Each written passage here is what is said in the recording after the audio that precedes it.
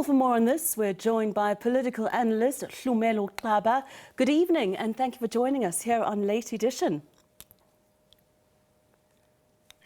Good evening and compliments of the new season, and thank you very much for having me. Thank you, and to you too. Well, Africa's oldest liberation movement turns 114 today. Now, this is a time when the party has lost voter support at the polls. Now governing with other parties, what is the legacy of the ANC over a century and more than a decade since it formed? Well, I was actually reading the first January 8 statement, which happened in 1972, delivered by Oliver Tambo. And one of the things that I gathered actually, or what I actually wanted to do in regards to that, is to juxtapose what has been said in contemporary South Africa being after 1994 and then January 8 statement. So what I actually got to realize is the shift from that time until now, because you could actually sense that during that time there was a lot of revolutionary fervor in the ANC, in that it was still an underground movement that was still resisting the apartheid regime. But now what seems to be the case is that, well, let me just say, in this contemporary dispensation that we're in, one thing that we're realizing is that the ANC now postulates itself, rather say the January 8 statement now has actually been postulated as a State of the Nation address before the actual State of the Nation takes place in Feb.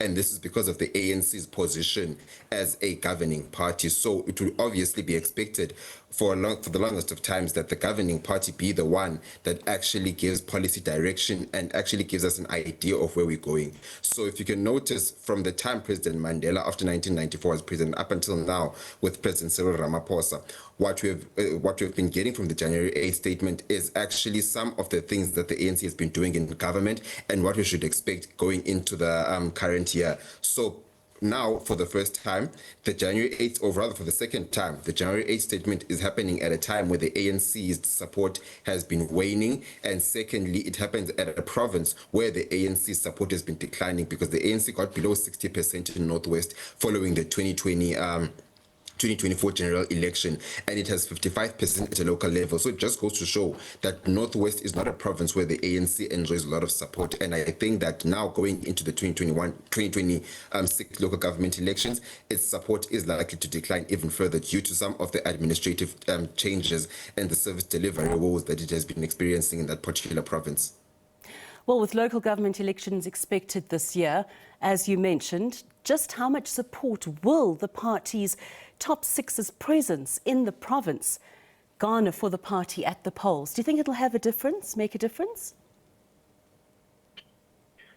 Well, one thing that we need to keep in mind is the fact that this is not the first January 8 statement, firstly, and the ANC's top brass leadership always registers its presence in any case, like in any province whereby they hold their January 8 statement.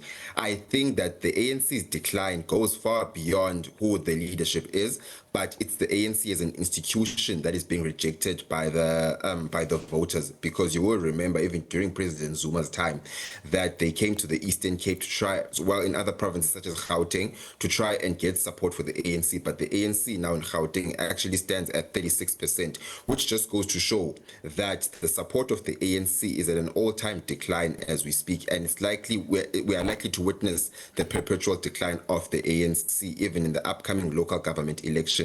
And the reason for this is because majority of the problems that we face as a society, being service delivery problems, as well as some of the social ills such as unemployment, poverty, as well as the crime that we are facing, are attributed to the failures of the ANC to govern adequately. So I just think that it's a wholesale set of problems, or rather it's a set of problems that are actually affecting the ANC and actually making voters to stay away from voting or to actually vote for alternative political parties. So I think that going into this election, and given what I've said about Northwest being a province where the ANC has been declining firstly, and even to local level, we've witnessed a lot of service delivery shortfalls and instability in some municipalities. For instance, I remember a couple of years ago, Hlumelo, there were by-elections in Ditsobotla, which is some of the municipalities.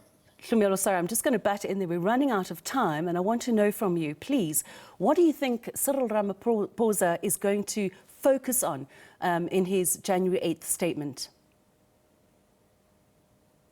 Well, given the fact that this is an election year, firstly, and this is also President Ramaphosa's second last January 8th statement before he actually goes out in the next elective conference, which is happening next year, by the way, I do think that they are going to give us a glimpse of their election endeavors of the organization, because you must remember that the January 8th statement is something that the NEC as a collective deliberates on and then decides on a program of action for the year. And at the juncture that we're in as a country and where the ANC is in now, it is likely that they are going to give us a glimpse of their election endeavors and also what to expect and how they actually as an organization aim to ameliorate some of the social ills such as poverty and unemployment in South Africa, like we've been seeing in the past. So I do think that Cyril Ramaphosa's speech on Saturday is going to entail some of the things that I've mentioned just now.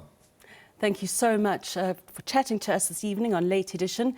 That was political analyst Hlumelo Xaba chatting to us there about the ANC's 114th anniversary.